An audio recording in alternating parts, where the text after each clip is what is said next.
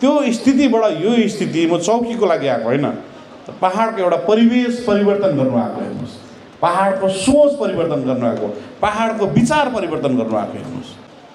र विकास हेर्नुहोस्, तपाईँहरूको आफ्नो ट्याक्सको पैसाले पाउँछ विकास। हुनु त यो बाटोहरू, यो हलहरू, यो पानीहरू धेरै पहिला पाउनुपर्ने हामीले। यो जो अहिले बनिँदैछ नि, यो धेरै पहिला पाउनुपर्ने हो। तर तपाईँहरूको हाम्रो व्यवहारले गर्दा ढिलो भएको हो। हामी उफ्रेकै कराएकै झगडा गरेकै लु भन्नुहोस् त, कति चाहिँ तपाईँ हामी उफ्रियौँ? कति चाहिँ उफ्रियौँ? 86देखि उफ्रेको 2017सम्म उफ्रिनु नउफ्रिनु भन्दा तपाईँहरूले कम्ती गाली गरेको मलाई फेरि लु भन्नुहोस् त।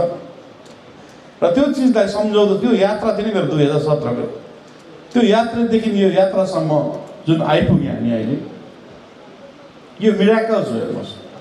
यो यात्रा सजिलो थिएन। तपाईँलाई त 2017 सोच्नुहोस् अनि अनित थापा सोच्नुहोस्, तपाईँहरूले मन नपराउनु हुँदैन, मलाई त घृणा गर्नुहुन्थ्यो।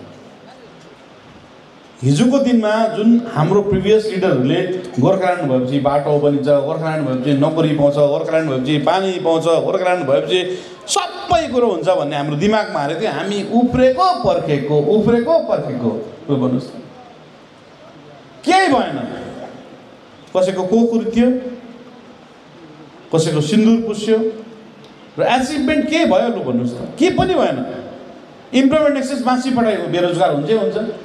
पहिला इम्प्लोइमेन्ट एक्सचेन्ज थियो, पढेको नानीहरूले इम्प्लोइमेन्ट कार्ड भर्थ्यो, इम्प्लोइमेन्ट कल आउँथ्यो, त्यहाँबाट इम्प्लोइमेन्ट इक्जाम बस्थ्यो र नोकरी पाउँथ्यो। र त्यो मास्ने को भन्नुहोस् त? तपाईँ हामी नै हो। त्यो गभर्मेन्टले मासेको होइन, सेन्ट्रलले मासेको, मैले स्टेटले मासेको मैले हेर्नुहोस्। तर तपाईँ हामीले गर्दा मासेको हेर्नुहोस्। र यो विकास पनि आज यहाँ आउँदैछ, यो ढिलो हो। त्यो किन ढिलो भएको भन्दा हामी प्रोसेसमा गएनौँ। हामीले भएको पञ्चायत बिगाऱ्यौँ, पञ्चायत समिति बिगाऱ्यौँ, जिल्ला परिषद बिगाऱ्यौँ। अनि त्यो बिगार्ने पनि हामी पहाडवासी नै हो हेर्नुहोस्, अरू कोही होइन। हामी यहाँ बसेर ब्लेम गर्छौँ, दोष गर्छौँ। एउटाले अर्कोलाई दोष दियो, अर्कोले अर्कोलाई दोष दियो, सजिलो त्यही उपायमा उठाउँछौँ हेर्नुहोस्। आफूले केही बिगाऱ्यो भने अर्कोलाई दोष दियो, भयो, हाम्रो काम सकियो। आज पनि म तपाईँहरूले हेर्नुहुन्छ पहाडको पोलिटिक्समा, पहाडको राजनीतिमा सबभन्दा सजिलो दोष दियो। अनि जो लिडर छ उसले आफ्नो जिम्मेवारी बसेर काम गऱ्यो भने अझै हामी अगाडि बढ्छौँ नि त। जो लिडरसिप गर्दैछ उसलाई नकराएर, आफ्नो जिम्मेवारी बोकेर आफूले काम गर्दै गयो भने हामी अगाडि डेफिनेटली बढ्छौँ। तर हाम्रोमा चाहिँ के छ भने आफ्नोलाई दोष दियो अनि काम सक्यो उसको, उसलाई डिस्क्रेडिट गर्यो, उसको काम सक्यो। र यो कल्चर हेर्नुहोस्, यो कल्चर कहिलेसम्म चल्छ पहाडमा?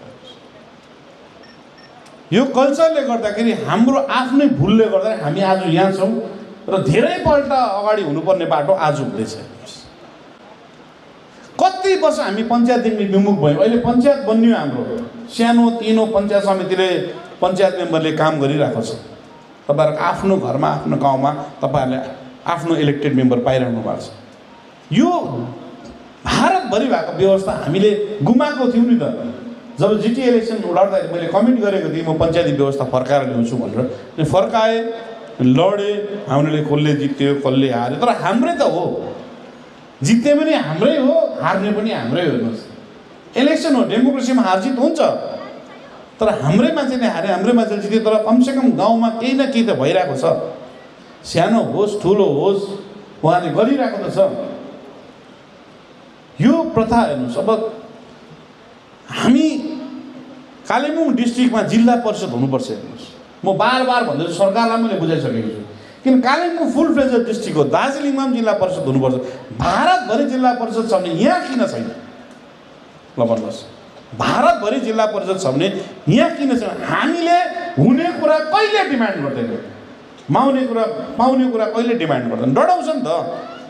हामी कुर्सीको लागि आएको होइन। हेर्नुहोस्, 2017देखिको जुन अभियान थियो मेरो, म कुर्सीको लागि आएको होइन।